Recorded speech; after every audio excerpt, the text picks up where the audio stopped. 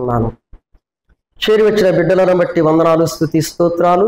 రావలసిన ప్రియులైనటువంటి వారిని మీరు దర్శించండి. త్వరితగతిన ప్రియ బిడ్డలను కూడా నాయన మీ పాదస్థానిధికి నడిపించమని వేడుకొనుచు ఉన్నాను. మీ దాసుడికి నాయన మీరు ఇచ్చిన ఆరోగ్యాన్ని బట్టి స్తుతిస్తూ ఉన్నాను. ఇంకను పరిపూర్ణమైనటువంటి ఆరోగ్యాన్ని ఇచ్చి మీ పాదసన్నిధిలో గడుపుటకు నాయన కృప చూపించండి. కుటుంబాన్ని జ్ఞాపకం చేసుకుంటూ రమ్మని వేడుకొనుచున్నాను. మీ దాసుడి మానేలన్నను తన కుటుంబాన్ని కూడా ప్రభు క్షేమకరంగా మా మధ్యకు తీసుకొని వచ్చారు. స్తోత్రాలు. కుటుంబాన్ని కూడా జ్ఞాపకం చేసుకోమని వేడుకొనుచు ఉన్నాను. ఇంతవరకును ప్రభువా స్తుతి గీతాల ద్వారా మీ ఘనమైన నామము మహింపరచబడుటకు కృపనిస్తూ వచ్చారు. స్తోత్రాలు. మరలా తిరిగి నాయన మీ పాదసన్నిధిలో మేము మీ వాక్యము కొరకై వేగిరపడుచు ఉంటుండగా చదవబడినటువంటి లేఖన భాగాలలో ఉన్నటువంటి మర్మములను నాయన మాకు తెలియపరిచి ప్రియబిడ్డలమైనటువంటి మేము ఏ రీతిగా మిమ్మలను స్తుతించి ఆరాధించాలో మీ వాక్యము ద్వారా మమ్మలను సంధించమని వేడుకొనుచు ఉన్నాను. బలహీనులను అపాత్రునైనటువంటి నన్ను మీ పక్షముగా నడిపించుకున్నారు. స్తోత్రాలు. నిలబడినటువంటి వాడు అయోగ్యుడు, పెంటకుప్పలో మన్ను వంటి వాడను. సిలువు సాటును మరుగుపరచు ప్రభువా, నా నోటిని మాత్రము బోరగా వాడుకొనమని మీ ఘనమైన నామమును మహింపరచుకోమని మా రక్షణకర్త అయిన యేసుక్రీస్తు ప్రభు యొక్క ఘనమైన నామమును బట్టి ప్రార్థిస్తున్నాను తండ్రి. ఆమేన్. ప్రభునందు ప్రియమైన సహోదర సహోదరులారా, మన రక్షకుడు యేసుక్రీస్తు ప్రభు యొక్క పరిశుద్ధమైన నామములో మీ అందరికీ ప్రేమపూర్వకమైనటువంటి వందనాలు తెలియచేస్తూ ఉన్నాను. వాస్తవానికి మందసాన్ని గురించి, అతి పరిశుద్ధ స్థలాన్ని గురించి మనము ధ్యానం చేయాలి. అయితే బలహీనుడై ఉన్నాను, కొద్దిగా ధ్యానం చేయలేకపోయాను. ప్రభువు యొక్క నడిపింపును బట్టి ఈ దినము చదవబడినటువంటి లేఖన భాగాన్ని మనం గమనించగలిగితే ఆదికాండము 30వ అధ్యాయము 12-13 వచనాలని మనం గమనిస్తే యాకోబు భార్య అయినటువంటి లేయా తన దాసి అయినటువంటి జిల్పా మొదటి కుమారుని కంది అతనికి గాదు అనే పేరు పెట్టినట్లుగా మనం అక్కడ చూస్తాం. చూడండి, 11వ వచనాన్ని చూస్తే 10వ వచనాన్ని చదివితే లేయా దాసి అయినటువంటి జిల్పా యాకోబునకు కుమారుని కనగా లేయా ఇది అదృష్టమే కదా అనుకొని అతనికి గాదు అని పేరు పెట్టాను. లేయా దాసి అయిన జిల్పా యాకోబునకు 2వ కుమారుని కనగా లేయా నేను భాగ్యవంతురాలను, స్త్రీలు నన్ను భాగ్యవంతులందరూ కదా అని అతనికి ఆషేరు అను పేరు పెట్టాను. 2వ కుమారుని ఇచ్చాడు దేవుడు. ఎవరి ద్వారా? జిల్పా ద్వారా ఇస్తే తన భార్య అయినటువంటి యాకోబు భార్య అయినటువంటి లేయా దేవునిని స్తుతిస్తూ ఉంది. ఇక్కడ గమనిస్తే అతనికి ఆషేరు అని పేరు పెట్టింది. అదే కదా మనం చదివింది అక్కడ. ఆషేరు అంటే భాగ్యవంతుడు అని అర్థం. అందుకనే ఆషేరుని దేవుడు అనుగ్రహించాడు కనుక, కుమారుడు అనుగ్రహించాడు కనుక 2వ కుమారుడిని నన్ను ఆషేరు పుట్టాడు కనుక ఆమెకి భాగ్యవంతురాలు, స్త్రీలందరూ నన్ను భాగ్యవతి అందురు అని లేయా దేవునిని స్తుతిస్తూ ఉంది. మనందరము కూడా భాగ్యవంతులమే.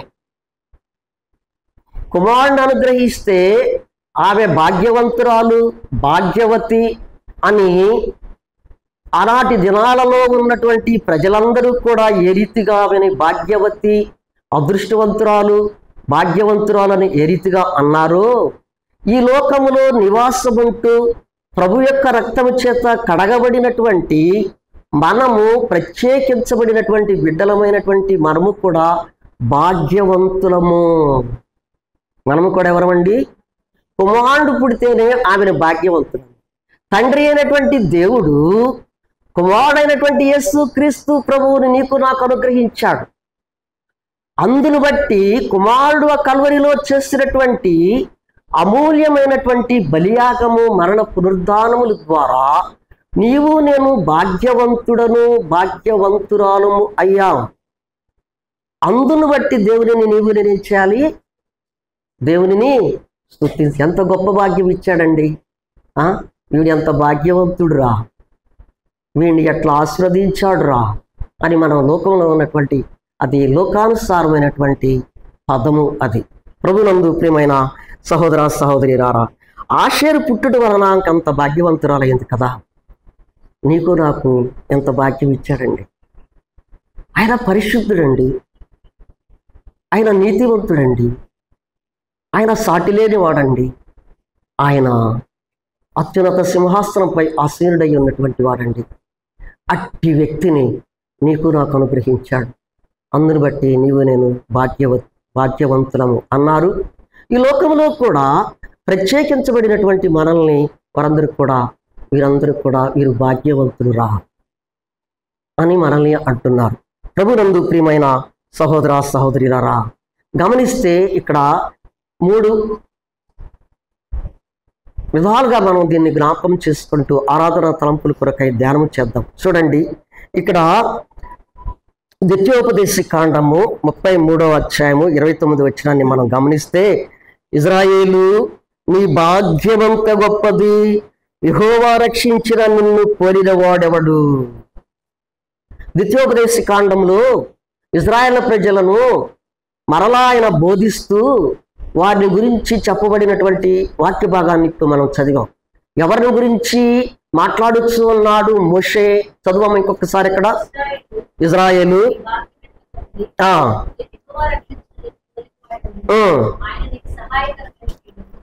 ఆయన సహాయకరమైన, చాలమ్మా. ఇజ్రాయేలు నీ భాగ్యం ఎంత గొప్పది. ఆయన ఇజ్రాయేల్ అంటే ఎవరు? యాకోబు పుట్టినటువంటి 12 మంది యాకోబుని ఇజ్రాయేల్గా మార్చాడు. వారికి కలిగినటువంటి సంతానమైనటువంటి 12 మంది గోత్రకర్తల యొక్క సంతానాన్ని ఇజ్రాయేలు ప్రజలు అన్నారు.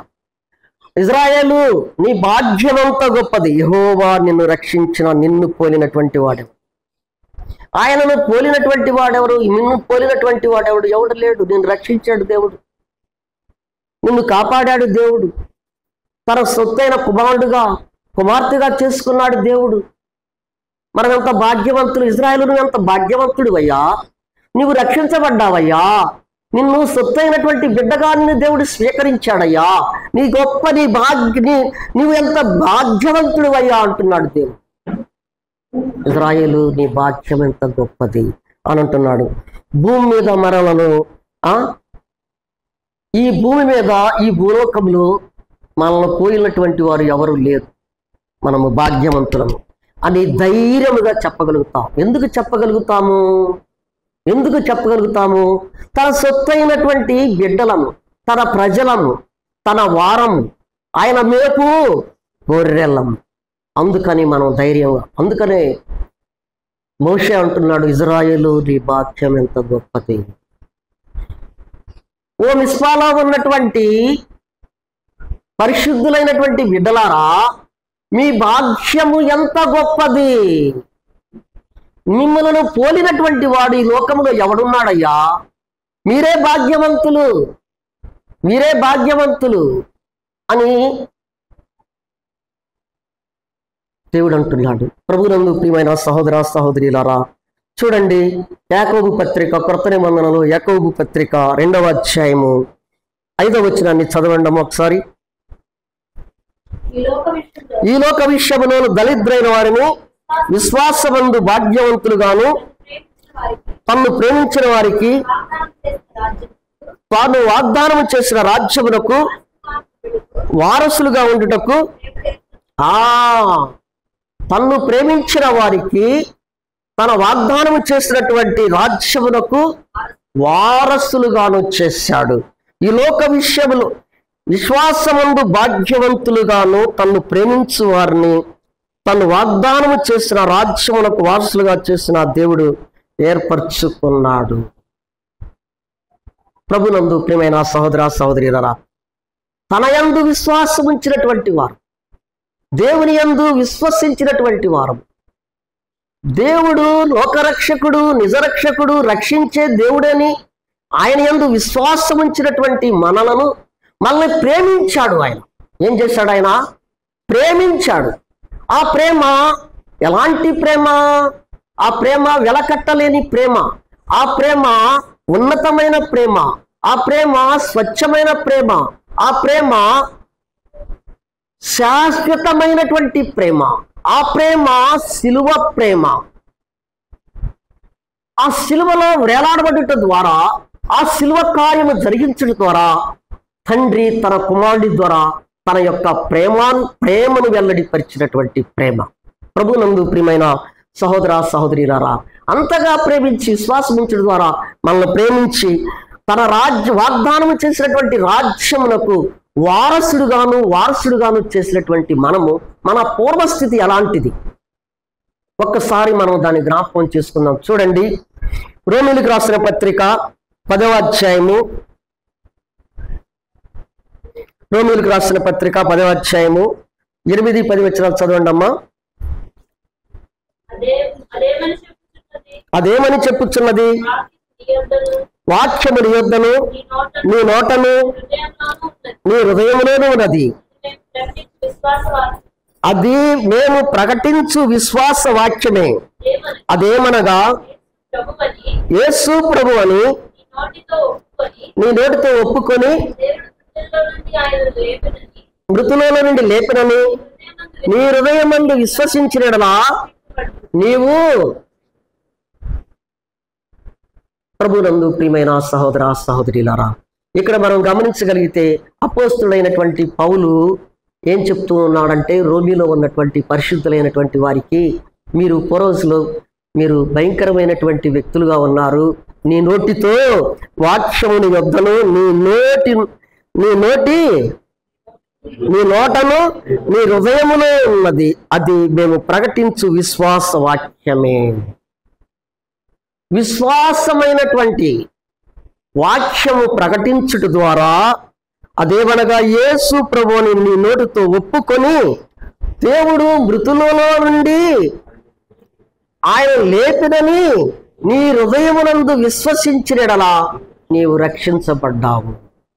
నీ నోటితో ఒప్పుకున్నావు, మన నోట తన వాక్యం ఉంచాడు. విశ్వాసం ఉంచినటువంటి మనం మృతులలో నుండి లేపబడినటువంటి యేసు క్రీస్తు ప్రభువును మన నోటితో ఒప్పుకొని మన హృదయమునందు విశ్వాసం ఉంచాము కనుక మనము రక్షించబడ్డాము. ఎలాగూ రక్షించబడ్డాము? ఆయన యందు విశ్వాసం ఉంచుట ద్వారా మనము రక్షించబడ్డాము. ప్రభునందు ప్రియమైన సహోదర సహోదరులారా, చూడండి, యోహాను రాసిన సువార్త 4వ అధ్యాయంలో సుకారు అనే గ్రామంలో ఒక స్త్రీ ఉంది. ఆమె సమరయ స్త్రీ. సమరయ మార్గంలో వెళ్ళుచూ ఉన్నటువంటి యాకోబు బావి వద్ద మిట్ట మధ్యాహ్న కాల సమయంలో యేసు క్రీస్తు ప్రభువారు ఆ బావి వద్ద కూర్చున్నప్పుడు సుకారుని గ్రామము నుండి కుండ చేత పట్టుకొని వస్తున్నటువంటి ఒక స్త్రీని మనం గమనిస్తాం. ఆ స్త్రీ మిట్ట మధ్యాహ్న కాల సమయంలో ఎక్కడికి వచ్చిందామే? దేవుని యొక్క సంకల్పము, దేవుని యొక్క విధానం ఏంటంటే, నశించిన దానిని వెదకి రక్షించుటకు మనిషి కుమారుడు లోకంలోకి వచ్చిన రీతిలోనే సమరయులు చెడిపోయినటువంటి వారు. యూదులు సమరయులను అసలు దగ్గరకు రానివ్వరు. ఆ గ్రామాలలో గుండా వెళ్ళటకు కూడా వారు ఇష్టపడరు. ఎక్కడికన్నా వెళ్ళాలంటే చుట్టూ తిరిగి వెళతారు, కానీ ఆ సమరయలో గుండా వెళ్ళరు వాడు. అలాంటి యూదుని వంశంలో పుట్టినటువంటి యేసుక్రీస్తు ప్రభువారు ఆ సమరయుల దగ్గరకు వెళ్ళాడు. ఎందుకు వెళ్ళాడంటే ఒక వరాన్ని ఇచ్చుటకు వెళ్ళాడు.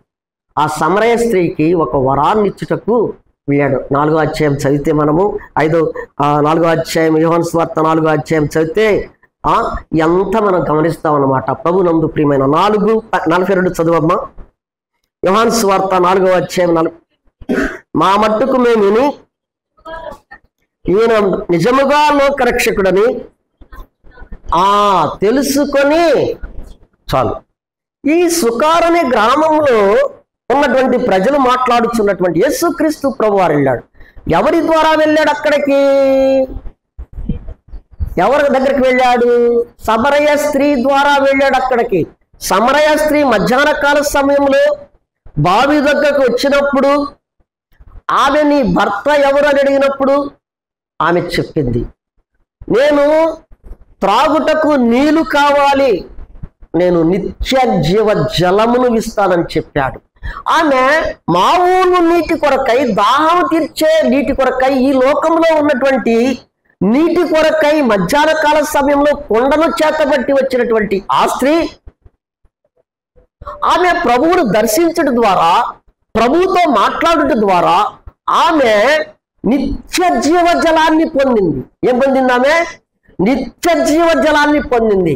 బావును నీటిని, బావిలో, యాకోబు బావిలో ఉన్నటువంటి నీటిని తీసుకొని వెళ్ళుటకు వచ్చినటువంటి స్త్రీ ఆ కొండను అక్కడ పడవేసి నిత్య జీవ జలముతో నింపబడి, పరిశుద్ధాత్మ చేత నింపబడి, వాక్యము ద్వారా నింపబడి ఆ గ్రామములోకి వెళ్ళి విన్న వాటిని, చూచిన వాటిని సుకారు అనే గ్రామములోకి వెళ్ళి ప్రకటించినప్పుడు పాపములో పడి ఉన్నటువంటి వారు, దేవుడికి దూరస్తులైనటువంటి వారు, చెడిపోయినటువంటి వారు, ఎన్నికలైనటువంటి వారు, యూదులకు దూరముగా నెట్టివేయబడినటువంటి వారు, ఆ సుకారు అనే గ్రామములో ఉన్నటువంటి వారందరూ కూడా ఆమె సువార్తను ప్రకటించగా ఆ సువార్తను ఆలకించి గ్రామము కూడా ఏమైంది? మారు మనసు పొందింది, రక్షణానుభవంలోకి వచ్చింది. అంత మాత్రమే కాదండి, యేసుక్రీస్తు ప్రభువారిని ఆ గ్రామంలోకి చేర్చుకొని మా మధ్య ఉండమని బ్రతిమలాడారు. అప్పుడు వారు యేసుక్రీస్తుతో మాట్లాడుతున్నటువంటి మాట ఇప్పుడు చదవబడ్డటువంటిది. ఏదమ్మా ఇంకొకసారి చదువుదాన్ని. మా మట్టుకు మేము విని ఈయన నిజముగా లోకరక్షకుడని తెలుసుకొని నమ్ముచున్నామని యూదులు వారు తెలుసుకోలేకపోయారు. వారి యొక్క కన్నులు, మనోనేత్రాలు గుడ్డితనముగా ఉన్నాయి. వారి మనోనేత్రాలు తెరవబడలేదు. కానీ సుకారు అనే గ్రామము యావత్తు కూడా మనోనేత్రాలు తెరవబడ్డాయి. మనోనేత్రాలు తెరవబడి ఆయన యందు విశ్వాసముంచారు, రక్షించబడ్డారు. ప్రభునందు ప్రియమైన సహోదర సహోదరులారా, గమనించారా? మా మట్టుకు మేము ఎవరు నమ్ముచున్నాం? ఎవరైనా నమ్ముచున్నాం? ఆయన ఎవరైనా నమ్ముచున్నారు? లోకరక్షకుడని నమ్ముచున్నాం. యేసుక్రీస్తు ప్రభు వారు పుట్టినప్పుడు దోత గల గణము ఏమనుకుంటలింది? లూకాసు వార్తలో ఉంటది, నేడు మీ కొరకు లోకరక్షకుడు పుట్టి ఉన్నాడు. పుట్టినప్పుడే ఆయనను లోకరక్షకుడని గుర్తించింది.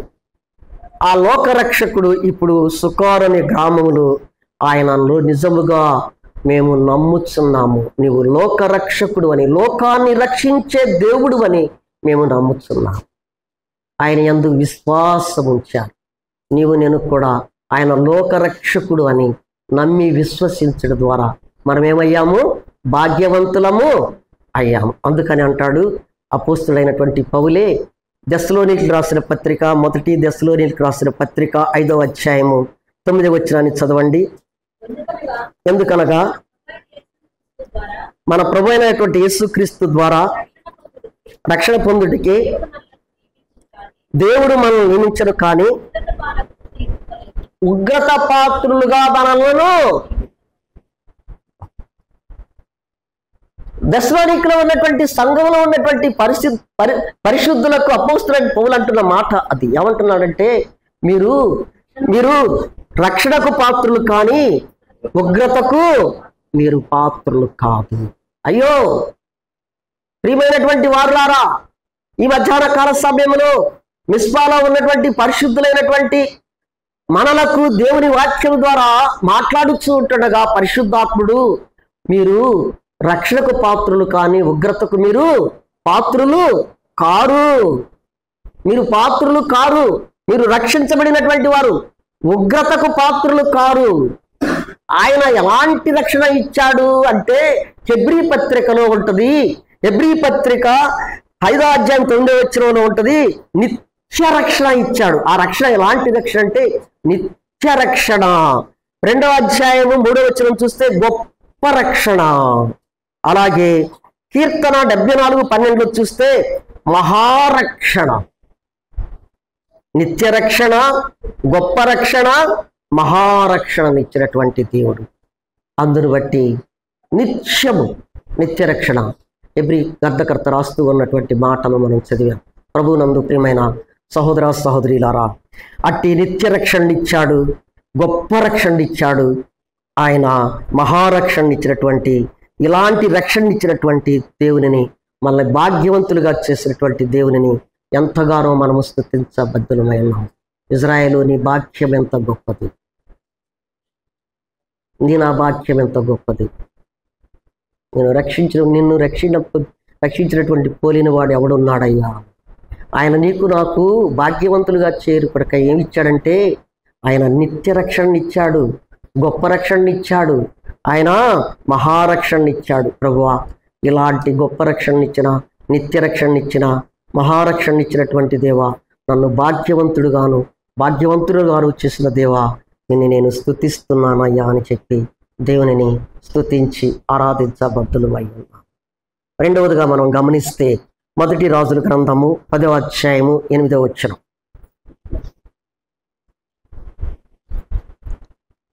1 రాజుల గ్రంథము 10వ అధ్యాయము 8వ వచనము. నీ జనులు భాగ్యవంతులు, నీ ముందర ఎల్లప్పుడూ నిలిచి నీ జ్ఞాన వచనములను వినుచుండి నీ సేవకులు. నీ జనులు భాగ్యవంతులు, నీ బల్ల వద్ద నిలిచి నీ జ్ఞాన వచనములు వినుచున్నటువంటి వారు కూడా భాగ్యవంతులు. ఎవరన్నారు ఈ మాట? షేబా దేశపు రాణి సొలొమోను మహారాజుతో అంటున్నటువంటి మాటను ఇప్పుడు మనం చదివాం. రాజులకు రాజు, ప్రభులకు ప్రభు, పరమ సలోమైనటువంటి జ్ఞానవంతుడైనటువంటి మహాజ్ఞాని అయినటువంటి సొలొమోనుకు జ్ఞానం ఇచ్చినటువంటి జ్ఞాని అయినటువంటి యేసుక్రీస్తు ప్రభువారు ఆయన జ్ఞానవచనములు వినుచున్నటువంటి వారు, నీ బల్ల వద్ద నిలుచుండి నీ జ్ఞానవచనములు వినుచున్నటువంటి వారు భాగ్యవంతులు. నీ జనులు భాగ్యవంతులు. మరి నీకు నాకేమిచ్చాడు? ఆయన జీవవాక్యాన్ని ఇచ్చాడు. ఆయన వాక్యము వినుట ద్వారా, ఆయన వాక్యమును మనము ఆహారము ద్వారా ఆరగించుట ద్వారా, ఆయన వాక్యమును భుజించడం ద్వారా, ఆయన బల్ల వద్ద, ఆయన సన్నిధిలో దైవజనులు చెప్పుచున్నటువంటి జ్ఞానవచనములు వినుట ద్వారా నేను భాగ్యవంతులమయ్యా. ఏమయ్యాము? భాగ్యవంతులము. ప్రభునందు ప్రియమైన సహోదర సహోదరులారా, ఒకప్పుడు మనం ఎలాంటి వారమో ఇది కూడా చూద్దాం. చూడండి యెషయా గ్రంథము 30వ అధ్యాయం 9వ వచనం. యెషయా గ్రంథము 30వ అధ్యాయము 9వ వచనం. వారు తిరుగుబాటు జనులు, అబద్ధమాడు పిల్లలు, యెహోవా ధర్మశాస్త్రం విననల్లని జనులు. యెహోవా ధర్మశాస్త్రమును విననల్లని. నీ స్థితి, నా స్థితి. ఒకప్పుడు మన స్థితి ఎలాంటిదంటే వాక్యమును విననట్టు తిరుగుబాటు చేసేటువంటి వారము, తిరుగుబాటు చేస్తున్నటువంటి పిల్లలమై ఉన్నాము ఆయనకి. తర్వాత ఆయన ధర్మశాస్త్రమును విననొల్లనటువంటి వారమై ఉన్నాము. ప్రభునందు ప్రియమైన సహోదర సహోదరులారా, ఒకప్పుడు మనకు వాక్యం లేదు కదా. వాక్యం విన్నామా? భాగ్యవంతులు కాదు. ఆయన జ్ఞానవచనములు వింటున్నారు, ఆయన భాగ్యవంతులయ్యారు. సొలొమోను దగ్గర, బల్ల వద్ద దగ్గర నిలుచున్నటువంటి వారు సొలొమోను జ్ఞానవచనములు వినిపిస్తూ ఉంటుండగా ఆ జ్ఞానవచనములు వినుచున్నటువంటి వారు భాగ్యవంతులయ్యారు. ఆయన దగ్గర ఉన్నటువంటి రాజ్యములో ఉన్నటువంటి వారు ఆయన వాక్య జ్ఞానవచనం వినటం వల్ల ఆయన భాగ్యవంతులయ్యారు. నీవు నేను పరిస్థితి ఏంటంటే మనము ఏంటంటే తిరుగుబాటు చేయు పిల్లలము. రెండవదిగా గమనిస్తే మనం ఏంటంటే ధర్మశాస్త్రమును విననొల్లనటువంటి వారమై ఉన్నాము. వాక్యమునకు వ్యతిరేకముగా ప్రవర్తిస్తున్నటువంటి వారము. ప్రభునందు ప్రియమైన సహోదర సహోదరులారా, గమనించారా? అలాంటి స్థితిలో ఉన్నటువంటి నిన్ను నన్ను కూడా ఏం చేశాడంటే, ఇంకా గమనిస్తే ఇర్మియా గ్రంథం 29:18 కానీ గమనిస్తే చూడండి, ఇర్మియా 29:18, అనేక మంది ప్రవక్తలను నీ వద్దకు పంపెను, దైవజనులను పంపెను, యెహోవా వాక్కు ఇదే, వారు విననల్లని వారై చంద్రకడల లేచి ప్రవక్తలైన నా సేవకుల చేత వారి వద్దకు పంపిన నా మాటలను ఆలకింపకపోయిరి. కనుక నేను ఖడ్గము చేతను క్షామము చేతను మనల్ని చంపివేస్తాను. దైవజనులు పెందల కడలేసి నీ వద్దకు నా వద్దకు పంపించాడు. దైవజనులను పంపించాడు, ప్రవక్తలను పంపించారు. వారు చెప్పినటువంటి జ్ఞాన వచనములను మనము విననల్లటువంటి వారమై ఉన్నాం. అప్పుడు అంటున్నాడు, మీరు వినలేదు కనుక మిమ్మల్ని క్షామము చేతను ఖడ్గము చేతను చంపివేస్తాననుకుంటాను. ప్రభునందు ప్రియమైన సహోదర సహోదరులారా, అలాంటి స్థితిలో నీవు నన్నుండగా ఆ కరుణామయుడైనటువంటి దేవుడు, ఆ దయ కలిగినటువంటి దేవుడు, ఆ ప్రేమ కలిగినటువంటి దేవుడు నీ ఎడల నా ఎడల జాలిని చూపించాడు. ఆయన కృప అంటే అర్హత లేనటువంటి వారిని అర్హులుగా చేయటము. ఇంకొక పదమున్న దానికి మితిలేని ఆ ప్రేమ, వెలకట్టలేని ప్రేమను ప్రేమించి వారి వద్దకు ధర్మశాస్త్రమును ఆలకించనటువంటి వారిని క్షామము చేతను ఖడ్గము చేతను చంపివేస్తానంటున్నాడు. ఆ స్థితిలో ఉన్నటువంటి నిన్ను నన్ను కూడా ప్రేమించి ఆ ఖడ్గము బారి నుండి, ఆ క్షామము నుండి నిన్ను నన్ను తప్పించాడు. యేసుక్రీస్తు ప్రభువారు తప్పించాడు. ఆ కల్వరిలో చేసినటువంటి ఆ అమూల్యమైనటువంటి బలియాగము, మరణ పునరుద్ధారముల ద్వారా నిన్ను నన్ను ఏం చేశాడంటే ఆ మరణపాశము నుండి నీకు నాకు విడుదల కలిగించుట మాత్రమే కాదు, నిన్ను నన్ను భాగ్యవంతురాలుగాను చేశాడు. అందును బట్టి ప్రభువును స్తుతించి ఘనపరిచి ఆరాధించబద్దులమై ఉన్నాం. ప్రభునందు ప్రియమైన సహోదర సహోదరులారా, గమనించారా? ముందు మనకు రక్షణనిచ్చాడు, భాగ్యవంతులుగా చేశాడు. తర్వాత వాక్యాన్ని ఇచ్చాడు, వాక్యం ద్వారా మనల్ని భాగ్యవంతులుగా చేశాడు. మూడవదికి చూసుకుని ముగించుకుందాం. గమనించండి, ఇక్కడికి ఒక విషయాన్ని గమనిద్దాం. ఇక్కడ చూడండి, సామెత గ్రంథము ఎలాగైందంటే, సామెతల గ్రంథం 8:34 వచ్చినాన్ని చూద్దాం. సామెతలు 8:34, అనుదినము నా గడప వద్ద కనిపెట్టుకొని, నా ద్వారబంధం వద్ద కాసుకొని, నా ఉపదేశమునందు వారు ధన్యులు. ఎవరు ధన్యులండి? ఆయన ధర్మశాస్త్రమును వినమన్నటువంటి వారా? ఆయన ఎడల తిరుగుబాటు చేసినటువంటి వారు కాదు.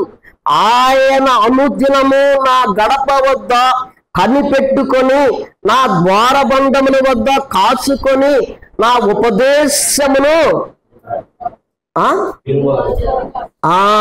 ఇది వారు విననటువంటి వారు. ఇప్పుడు ఎలా తీసుకొచ్చారు? మనల్ని వినేవారిగా తీసుకొని వచ్చారు. ఆయన గడప వద్ద, ఆయన పాదం. మరియా మార్తా విస్తారమైన పనులు పెట్టుకుంది. మరియా యేసు పాదముల వద్ద ఆయన చెప్పి బోధ వినుచు ఉన్నది. లూకాసు వార్తలో చూస్తాం మనం. లూకాసు వార్త 10:39 మరియా పాదముల వద్ద కూర్చుండి ఆయన బోధ వినుచుండెను. ప్రభువునందు ప్రియమైన సహోదర సహోదరులారా, గమనించారా? ఆయన గడప వద్ద మనము కనిపెట్టుకొని, ద్వారబంధముల వద్ద కాచుకొని ఉపదేశమునందు వారు ధన్యులు. మరియా ప్రభు పాదముల వద్ద కూర్చొని ఆయన బోధ వినుచున్నటువంటి మరియా ధన్యురాలైంది. అయితే నీ నా స్థితి కూడా అంతే. అందుకనే పేతురు భక్తుడు భక్తకోటికి రాస్తూ ఈ రీతిగా అన్నాడు అనమాట. అయితే మీరు చీకటిలో నుండి ఆశ్చర్యకరమైనటువంటి వెలుగులోకి నడిపించిన అవని యొక్క గుణాతిశయములను ప్రసురము చేయు నిమిత్తము ఏర్పరచబడినటువంటి వంశమును, రాజులైన యాజక సమూహమును, చదువమ్మా, అయితే చీకటిలో నుండి ఆశ్చర్యకరమైనటువంటి తన వెలుగులోనికి వాని పిలిచిన వాని గుణాతిశయములను ప్రచురము చేయ నిమిత్తము ఏర్పరచబడిన వంశమును, రాజులైన యాజక సమూహమును, పరిశుద్ధ జనమును, దేవుని సొత్తైనటువంటి వారం అయిపోయాం. ప్రభువునందు విననల్లనటువంటి వారము, ఖడ్గానికి బలి అవ్వాల్సినటువంటి వారము, క్షామము చేత సంపబడుతున్నటువంటి వారము. అలాంటి మనమును చీకటిలో ఉన్నటువంటి వారము ఆశ్చర్యకరమైనటువంటి వెలుగులోకి నడిపించారు. అందుని బట్టి దేవునిని అప్పుడు మనం ఏమయ్యామంటే భాగ్యవంతులముగా చేయబడ్డాం. ప్రభువా, చీకటిలో నుండి ఆశ్చర్యకరమైన వెలుగులోకి నడిపించిన దేవా, రాజులైనటువంటి యాజక సమూహములోకి నడిపించి నన్ను భాగ్యవంతుడుగాను భాగ్యవంతులుగాను చేసినటువంటి దేవా, నేను స్తుతిస్తున్నానయ్యా, గణపరుస్తున్నానయ్యా, కృతజ్ఞతాస్తుతులు చెల్లిస్తున్నానయ్యా అని దేవునిని మనము ఆరాధించా బద్ధులమై ఉన్నాం. మూడవదిగా చూసుకొని ముగించుకుందాము. జకర్యా 3:7 చదవండి. జకర్యా 3:7 నా సన్నిధిన నిలుచు సైన్యములకు అధిపతి యెహోవా సెలవిచ్చినదేమనగా, నా మార్గములలో నడుచున్నట్లు నేను నీకు అప్పగించిన దానిని భద్రముగా గైకొనిన ఎడల నీవు నా మందిరం మీద అధికారివై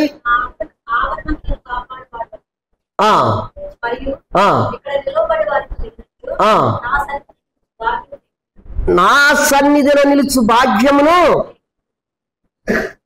ఆయన సన్నిధి నిలిచే భాగ్యం ఇచ్చాడు. ఆయన మందిరములో గడిపే భాగ్యం. ప్రభునందు ప్రియమైన సహోదర సహోదరులారా, ఆయన సన్నిధి సహవాసము ఎంత భాగ్యం అండి. ఆయన సన్నిధిలో గడిపే భాగ్యం. ఒకప్పుడు ఇలాంటి భాగ్యం నీకు నాకు లేదు. ఆదికాండము 4వ అధ్యాయము 4వ వచనములో కయ్యూని అంటాడు అనుకుంటా. ఏమంటాడు? నీ సన్నిధి నుండి నన్ను వెలివేయబడిన వాడను. ఆయన సన్నిధి నుండి కయ్యూను వెలివేయబడ్డాడు. రెండోది 4వ అధ్యాయం, ఆదికాండం 4వ అధ్యాయము 13వ వచనాన్ని మనం గమనిస్తే, నా దోష శిక్ష నేను భరించలేనటువంటిది. 14వ వచనం చదవమ్మా. ఆదికాండము, నన్ను వెళ్ళగొట్టితివి, నీ సన్నిధికి రాకుండా నేను వెలివేయబడి ఉన్నాను. భూమి మీద దేశదిమ్మరినై ఆయన సన్నిధి నుండి వెళ్ళగొట్టబడినటువంటి వాని యొక్క స్థితిని మనం గమనిస్తున్నాం. ఆయన మాట వినలేదు. వినరల్లనటువంటి వ్యక్తివి, నా దోష శిక్ష భరించలేని శిక్ష, నీ నా దోష శిక్ష కూడా భరించలేనటువంటి శిక్ష. అలాంటి శిక్ష నీవు నేను భరించవలసినటువంటి వారము. కయ్యూను భరించి ఆయన దేశ దిమ్మరి అయి దేవుని సన్నిధి నుండి వెలివేయబడినటువంటి వాడు, వెళ్ళగొట్టబడినటువంటి వాడు. అయితే నిన్ను నన్నైతే ఏం చేశాడు దేవుడు? ఆయన ప్రేమ, ఆయన గొప్పతనము, ఆయన కృప ఏం చేశాడంటే, నీవు నేను వెలివేయబడినటువంటి వారము, వెళ్ళగొట్టబడినటువంటి వారము. ఆదామును ఏం చేశాడు? వెళ్ళగొట్టాడు. ఆయన సంతానమైనటువంటి మనము కూడా వెళ్ళగొట్టినటువంటి వారమే కదా. వెళ్ళగొట్టిబడినటువంటి మనల్ని ఏం చేశాడు? దోష శిక్ష భరించలేని శిక్ష, నీ శిక్ష నా శిక్ష, ఆ శిక్షను ఆయన భరించాడు. ఆయన భరించి నీ దోష శిక్ష నా దోష శిక్షను భరించి ఆయన సన్నిధిలో నుండి వెళ్ళగొట్టబడిన సంతానమైనటువంటి మనలను మరలా తిరిగి యేసు క్రీస్తు ప్రభువారు ఆ కల్వరిలో చేసినటువంటి ఆ బలియాగము, మరణ పునరుద్ధానము, రక్త ప్రోక్షణ ద్వారా నీకు నాకు మరలా ఆయన సన్నిధిలోకి వచ్చే భాగ్యం ఇచ్చాడు. ఆ భాగ్యం ఎంత గొప్ప భాగ్యం అండి. ఎవరికి లేని భాగ్యము. కయ్యూరునైతే నెట్టివేశాడు, గెంటి వేశాడు. ఇక కయ్యూను ఒకటే ఏమన్నాడు? నా దోష శిక్ష భరించలేదు, దేశదిమ్మరి అయి వెళ్ళిపోయాడు. నీవు నేనైతే దేశదిమ్మరిని వెళ్ళటానికి దేవుడు ఇష్టపడలా, తండ్రి ఇష్టపడలా. తండ్రి ప్రేమించాడు. ఆ ప్రేమను కుమారుడు ద్వారా వెల్లడిపరిచాడు కనుకనే ఈ ఉదయకాల సమయంలో, ఈ మధ్యాహ్న కాల సమయంలో దేవుని సన్నిధిలో సాగిలపడ్డాము. అది గొప్ప భాగ్యము. అది గొప్ప భాగ్యము నీకు నాకు ఇచ్చాడు. అందును బట్టి దేవునిని స్తుతించాలి. రక్షణ ఇచ్చాడు, అది ఎంతో గొప్ప భాగ్యము. ఆయన వాక్యాన్ని ఇచ్చాడు, ఎంతో గొప్ప భాగ్యము. ఆయన సన్నిధిని ఇచ్చాడు, ఎంతో గొప్ప భాగ్యము. అందును బట్టి దేవునిని స్తుతించాలి. ఆషేరు భాగ్యవంతుడు అని అర్థం కలిగినటువంటి లేయా ఉంటుంది, మాకు రెండవ కుమారుడు ఇచ్చాడు, నేను భాగ్యవంతురాలను, స్త్రీలు నన్ను భాగ్యవంతురాలు అందరూ, అందుకని అతనికి నేను ఆషేర్ అనే పేరు. ఆ కుమారుడైన యేసుక్రీస్తు ప్రభువారు నీకు నాకు ఇచ్చినటువంటి గొప్ప భాగ్యం. ఎలాంటి భాగ్యం అండి! అయితే దేవునిని ఎలా స్తుతించిందో నీకు నాకు తెలియదు, కానీ నేనైతే మనస్సారా ప్రభువా నాకు రక్షణనిచ్చి భాగ్యవంతుడుగా చేసావయ్యా, స్తోత్రాలు.